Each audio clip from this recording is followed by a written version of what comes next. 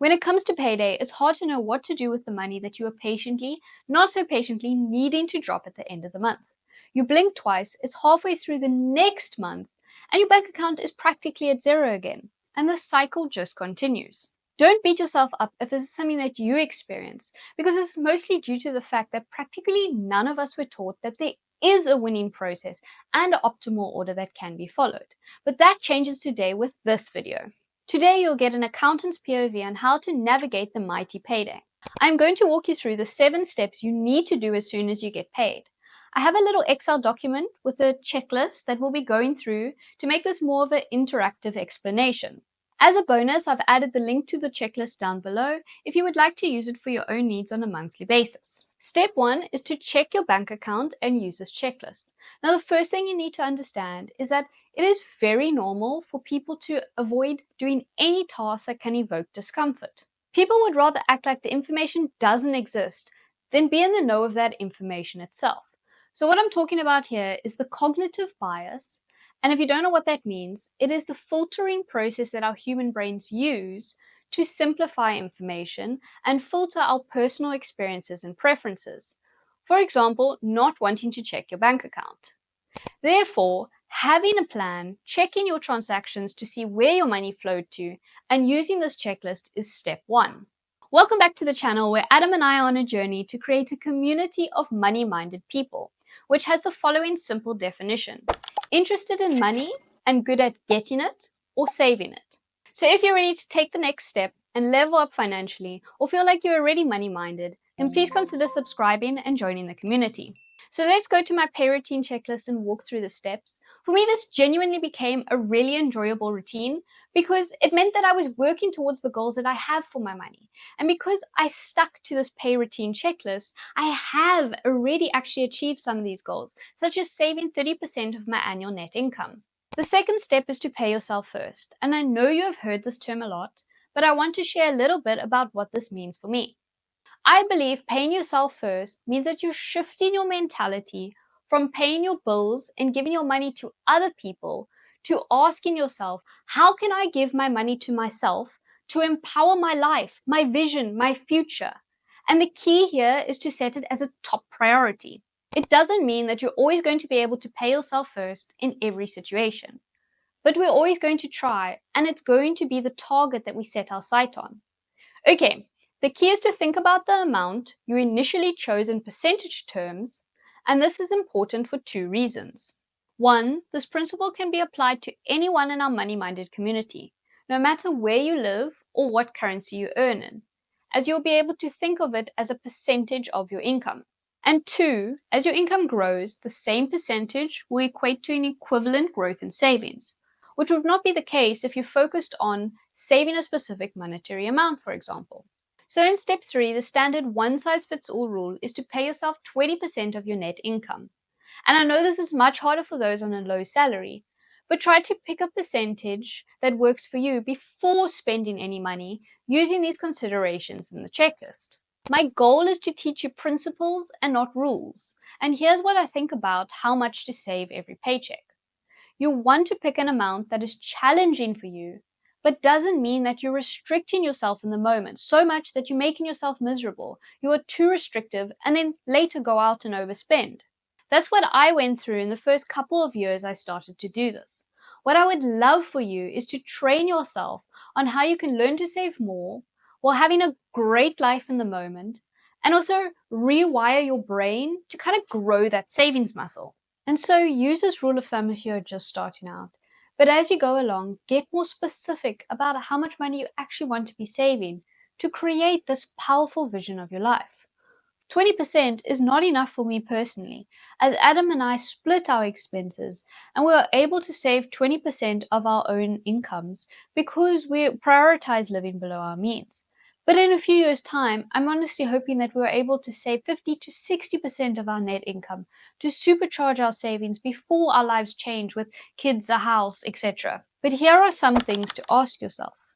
Am I making myself miserable, and are my wants too unrealistic? Am I saving enough for my future? What is an amount that is challenging given my current circumstance but won't burn me out? Then in step 4, we're going to look at how to take advantage of the free money that is offered by your employer and the government. And this is how we're going to do this. There are literally millions of people today that do not do this, and they lose out on a ton of money, and I don't want you to be one of those people.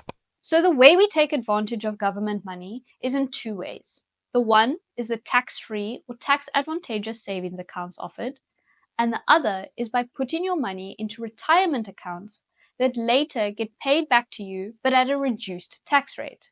And so with both of these methods, you are saving your percentage back of money that would normally be taxed at your marginal tax rate, which regardless of where you live is usually pretty high for people compared to if the money flowed through a company.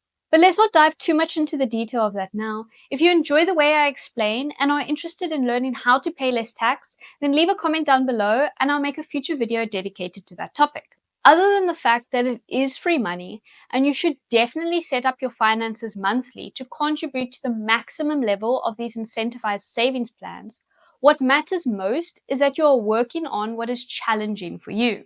And the more you save in these accounts, the more money you get back. And you can either use this money to reward yourself, buying yourself something nice, or you can put it towards your wealth building and just watch your money grow even more. Okay, so the next part is how do we get free money from our employer?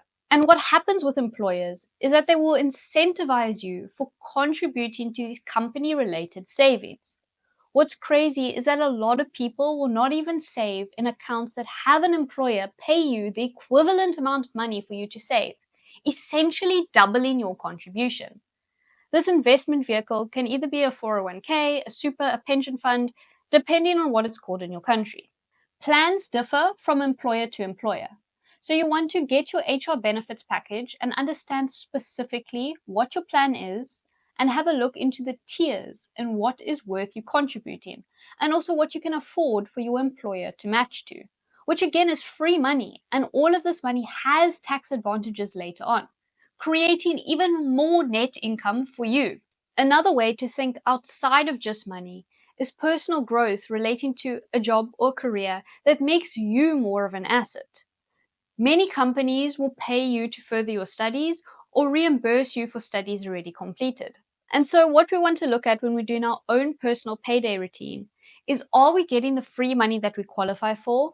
And if we don't, how do we update our paychecks so that we're making more money every month? Okay, then as you're saving money, we want to look at what is our plan for our money? How do we build wealth and really inspire ourselves around a vision? And so here are 3 things I want you to think about in step 5. You want to plan for any type of high interest debt payoff. So if you have a credit card debt, car loan debt, student loan debt, you want to prioritize paying these off first. These are wealth destroyers, and if left too long without active management, a point of no return may be reached. And you can do this by looking at your list of debts and the interest rates on these balances, pick the highest interest rate, and start paying that off as fast as possible. And so from paying yourself first, you can now start paying off your debt that you never got to. And this new fixation on saving to pay off your debt will start to snowball on itself. And eventually, when there's no more debt to pay off, then your wealth will just continue to grow while you sleep. The next key goal is to have a safety net for yourself. And what this is a lump sum worth around 6 months of your living expenses, so that if something happens, you have the psychological comfort knowing that if you lose your job, your car breaks down, your geyser bursts, or if you need to be rushed to the hospital, it will all be taken care of. The point is that you don't need to go into debt for those emergencies. And that is the amazing benefit of saving and is super underrated. And then the last part of the savings plan is where we're going to invest in investment accounts to build wealth. Don't skip ahead or rush this part. So if you are doing this every single paycheck, then reward yourself for being on the journey and heading in the right direction. If you stay consistent with this with every paycheck, you will be successful. Just learn to not focus on the end goal and appreciate the progress you're making, because this will happen over time. Okay, so moving on to step 6, we're going to think about where our money is going to go. And the important part here is not to be like everyone else who commit to the worst financial mistake, which they call mental accounting in psychology. It's basically when you mentally categorize where your money is going to go instead of physically transferring it or writing it down in a spreadsheet. And here's the 6 parts of this.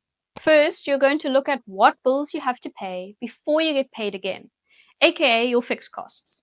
So then you budget for those and assign your money into a category for these expenses. The question you ask yourself next is, what other essential expenses do I have that I need to pay? And you're going to look at what some of the wants, aka non-essentials, that would make you happy in the current moment, that's within your budget, and you would like to have before you get paid again. Maybe this is going out on a date night or doing something nice for yourself. Just be mindful about how you can make your current moment sustainable, as this discretionary spending is the first thing to cut when reviewing someone's expenses that is living beyond their means. We want to zoom out in the next part because all the allocations of your money here are really short-term focused. And for a lot of people that are stuck in the paycheck to paycheck cycle, this is all they're ever focused on. In this step, we need to identify what longer-term needs you have. Let's say in the next 6 months, what big things are you expecting that are going to require your money, so we can start planning for them and put away money every paycheck towards those little targets, so that when that big bill comes, you're not surprised by it. It's not causing you to go into debt, and you're not having to freak out about your financial situation again. So now that we have dealt with the needs, the next part is, what longer-term wants do we have? So maybe I have a vacation that is coming up in 12 months. So I'm going to start saving a little bit of money every paycheck, so that when that vacation happens, it's not something that's putting me in debt. Instead, I can enjoy my holiday guilt-free. And also in step 6, we're going to have a look at what unexpected expenses might happen that I'm not thinking about. So if you have a car, maybe you want to start saving a little bit towards a car service or a repair. You never know when this might happen. If you have a pet, maybe you want to start putting a little bit away towards a vet visit. And so in step 7, this is where we have to go back and start negotiating with ourselves and thinking about, well, maybe I need to decrease the amount I'm saving in this paycheck a little bit and increase the amount of money that I'm contributing to my needs down the road. Or maybe I really do want to save more money this paycheck, and it just means that I'm not going to be able to spend as much money on something that I want to do in the next 2 weeks. And so start compromising with yourself if you know your financial future is important to you. Maybe use Adam and my example for inspiration. We really want to go skiing, and who doesn't want to go skiing in the Swiss Alps, right? But that's really expensive. So we're planning to do a ski trip in our country instead of going overseas, thus saving a ton of money, but still doing the same activity that we really want to do together. And we've also saved for a couple of years to be able to do this. It's these small compromises that add up in the long run, which stops you from living paycheck to paycheck or depleting your entire savings, or even worse, going into debt. And so this is what this step does for you, where you start to negotiate with yourself as you go through that. And this is bringing intentionality into the budgeting process and your money. And this is not maths. It's just about your mentality around what's the most important thing to you. Our goal on the Money Minded channel is to help you be more intentional so that you maximize in what would do best in your life. For me, wealth building, investing, and growing your money are key skills that empower a greater life. And so my goal a lot of the times is to spend less money on consumables, the things that don't provide as much value in life and are pretty much a wasteful use of money. And so if you have a partner like me, Adam and I often sit together and talk about our finances and have a financial plan and our goals and how we're going to reach them. We sit and budget together and go through our pay routines together. And just that alone, we are well on our way to financial freedom. So I hope that my process has been really eye-opening for you so that you can see how you can be intentional about your money. And I hope that it's been a little bit deeper than a lot of the traditional paycheck routine advice videos that you see that kind of sit at a surface level without guiding you to the next step. And I also hope it starts to connect how important your intent, your behaviors, how you see money in your life, and what you want it to do for you. So if you have any questions, drop them down in the comments. Again, I would love it if you could smash that subscribe button and join the Money Minded community. Don't forget to get the free checklist that I linked down below. And liking this video also tells others that you enjoyed it. Stay tuned for Adam in part 4 of the series, where he will talk about investing for beginners. Have a great rest of your day and stay money minded.